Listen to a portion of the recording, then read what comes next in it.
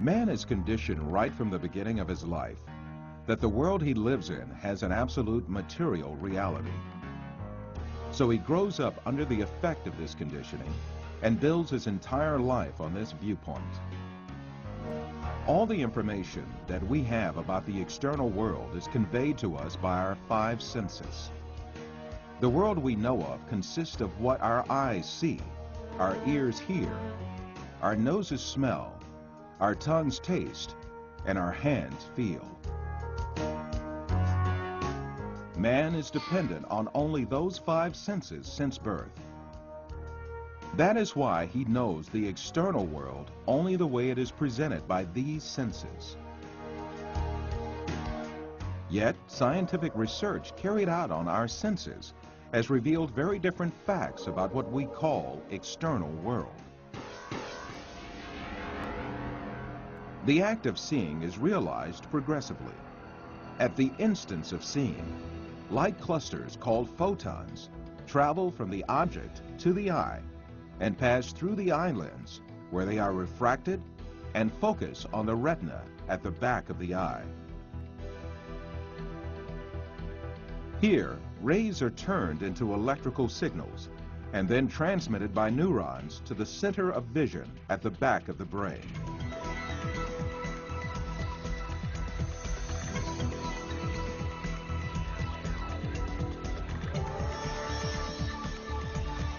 The act of seeing actually takes place in this center in the brain.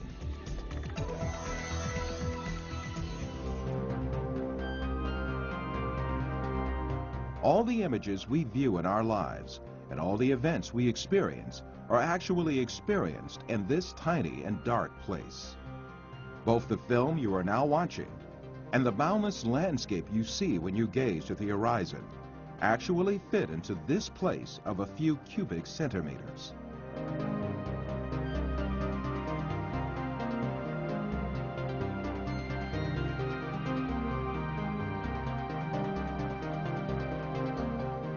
Now, let us reconsider this information more carefully. When we say we see, we actually see the effect the rays reaching our eyes form in our brain by being converted into electric signals. When we say we see, we actually observe the electrical signals in our brain. By the way, there is another point that has to be kept in mind. The brain is sealed to light, and its interior is absolutely dark. Therefore, it is never possible for the brain to contact with light itself. We can explain this interesting situation with an example. Let us suppose that in front of us there is a burning candle, and we view its light. During this period, when we view the candle's light, the inside of our skull and our brain are in absolute darkness. The light of the candle never illuminates our brain and our center of vision. However, we watch a colorful and bright world inside our dark brain.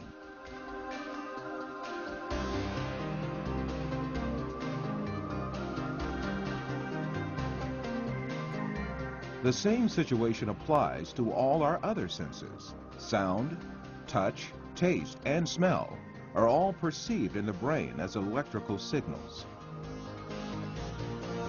Therefore, our brains, throughout our lives, do not confront the original of the matter existing outside us, but rather an electrical copy of it formed inside our brain. It is at this point that we are misled by assuming these copies are instances of real matter outside us.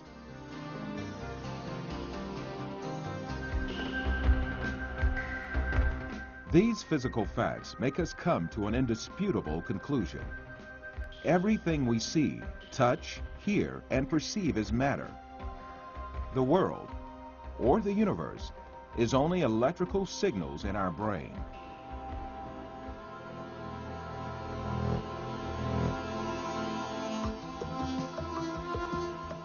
For instance, we see a bird in the external world. In reality, this bird is not in the external world, but in our brain. The light particles reflecting from the bird reach our eye and there they are converted into electrical signals. These signals are transmitted by neurons to the center of vision in the brain. The bird we see is, in fact, the electric signals in our brain.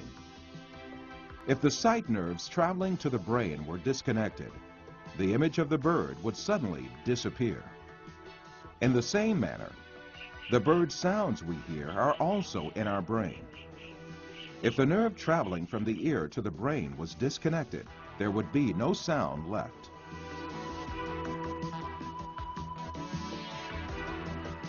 Put simply, the bird, the shape of which we see, and the sound of which we hear, is nothing but the brain's interpretation of electrical signals.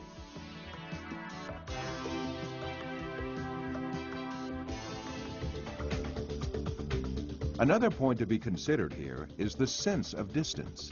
For example, the distance between you and this screen is nothing but a feeling of space formed in your brain. Also, objects that seem to be very distant in one person's view are actually images clustered at one spot in the brain.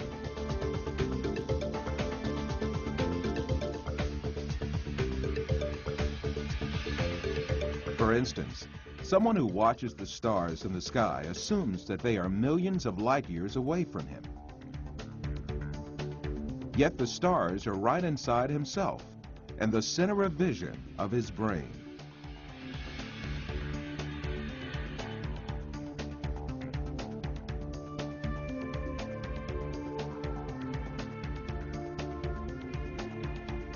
While you watch this film, you are, in truth, not inside the room you assume yourself to be in.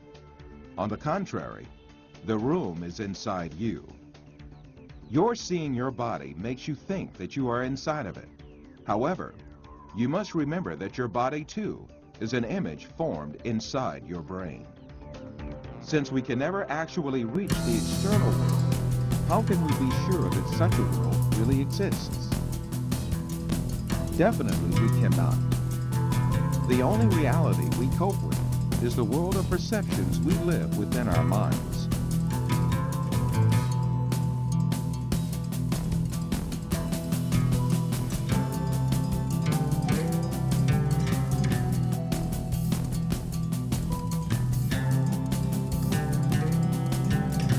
We believe in the existence of objects just because we see and touch them, and they are reflected to us by our perceptions.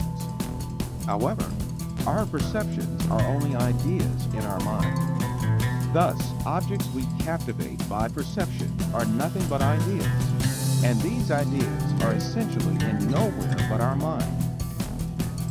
Since all these exist only in the mind, then it means that we are beguiled by deceptions when we imagine the universe and things to have an existence outside the mind.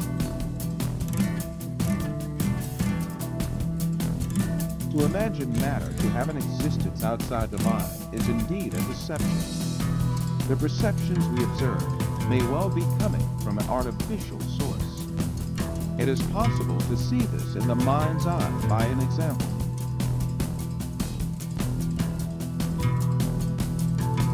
First, let us suppose that we could take our brain out of our body and keep it alive in a glass jar. Let us put a computer in which all kinds of information can be recorded. Finally, let us transmit the electrical signals of all the data related to a setting, such as image, sound, and smell, to this computer. Let us connect this computer to the sensory centers in our brain with electrodes and send the pre-recorded data to our brain. As our brain perceives these signals, it will see and live the setting correlated with these. From this computer, we can send to our brain also signals pertaining to our own image. For instance, we can send to our brain the electrical correlates of such senses as sight, hearing, and touch that we perceive while we sit at a desk.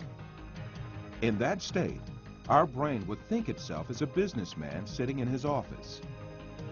This imaginary world would continue as long as the stimulations keep coming from the computer. We would never realize that we only consist of a brain.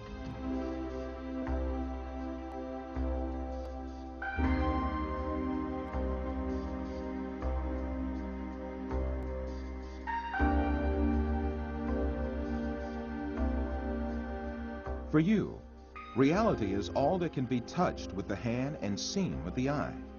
In your dreams, you can also touch with your hand and see with your eye. But in reality, you have neither hand nor eye, nor is there anything that can be touched or seen. Taking what you perceive in your dream to be material realities, you are simply deceived.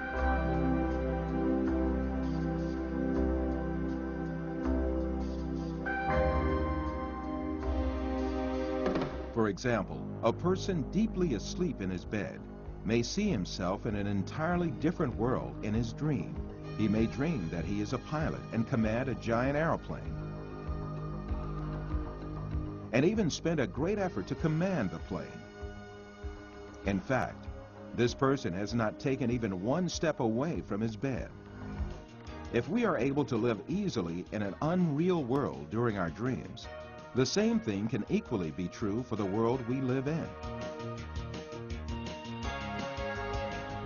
Then, what is the will that sees, hears, and perceives all other senses if it is not the brain? Who is it that sees, hears, touches, and perceives the taste and smell? Who is this being that thinks, reasons, has feelings, and moreover that says, I am me? What we call the material world is the aggregate of perceptions viewed and felt by this soul. Just as the bodies we possess and the material world we see in our dreams have no physical reality, the universe we occupy and the bodies we possess now also have no physical reality. All these facts bring us face to face with a very significant question.